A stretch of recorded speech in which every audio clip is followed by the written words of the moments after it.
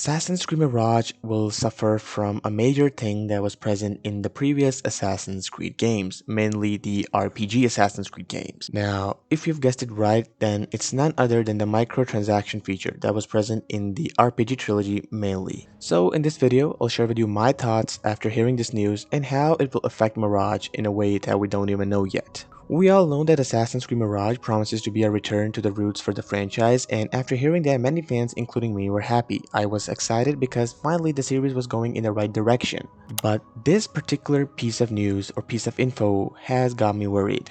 Because if we look at the previous Assassin's Creed games like Assassin's Creed Origins, Odyssey, and Valhalla, all of these games feature microtransactions heavily. Mainly, the microtransaction feature was introduced in Assassin's Creed 3, but it got larger with every major successive Assassin's Creed game. In Assassin's Creed Origins, they introduced us to the Helix store, where some form of in-game currency known as the Helix credits were announced. This currency was used to buy unique armor sets within the in-game online store, which offered us unique perks and unique abilities. The Helix credits were first announced in Assassin's Creed Unity, but in Assassin's Creed Origins, they really put this thing to use. In Origins, there were several outfits and equipment that we could buy using the Helix credits, and they offered us unique perks. But since Assassin's Creed Origins wasn't technically a full-on RPG game, so many people chose not to buy these armor sets or these outfits because they didn't offer them anything in terms of gameplay. So they decided that they should implement this feature even more and force the players to buy the Helix credit in Assassin's Creed Odyssey. Assassin's Creed Odyssey, being a full-on RPG game, allowed the players to have different and unique armor sets. And Ubisoft, being Ubisoft, forced the players to buy certain gear sets with their own unique perks and abilities. And people chose to buy them no matter what, because Ubisoft put a lot of effort in their armor sets than they could have done in the game itself. They put a lot of effort in making the armor set unique and drippy.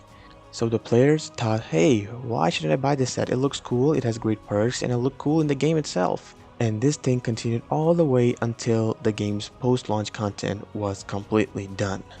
Then came Assassin's Creed Valhalla. In Assassin's Creed Valhalla, we had a lot of armor sets similar to Assassin's Creed Odyssey, but since Valhalla also toned down the RPG elements, so the armor sets weren't needed as well in that game. But in Mirage, they have completely abolished the RPG stuff. The game looks like the RPG games, but it isn't anything like the RPG games. Sure, the map, the HUD, and the overall user interface is same as the RPG games, but it doesn't have any kind of RPG elements. So in this kind of situation, what they did was to allow the players to buy certain color dyes and certain costumes from the Helix store.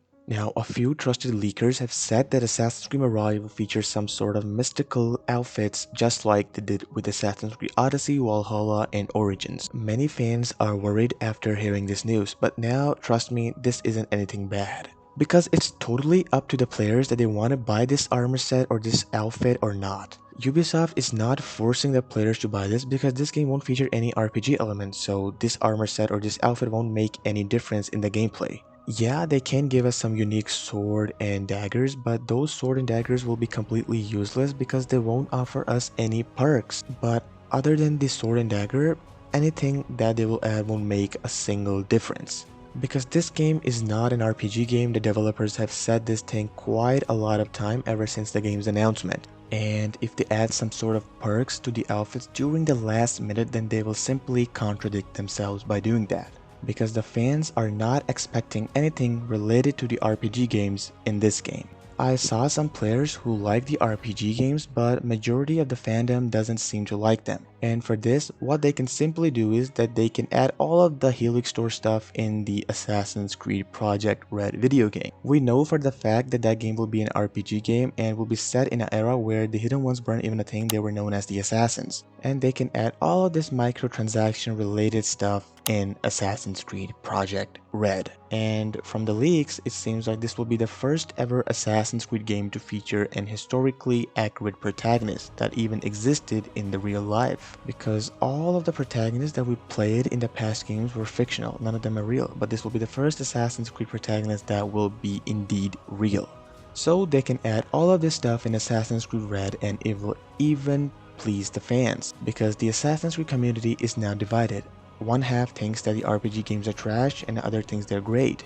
So Ubisoft knows this pretty well, so what they're doing right now is they're trying to learn the player's opinion. They're making games centered around the RPG formula, centered around the classic formula, and then they will conclude whether they will focus on this particular style or the other. At the end of the day, I personally have little to no issue with the microtransaction stuff in Mirage because in today's time, almost every game features microtransactions. But as long as they keep the microtransaction stuff away from the in-game experience, then I'm completely fine with it.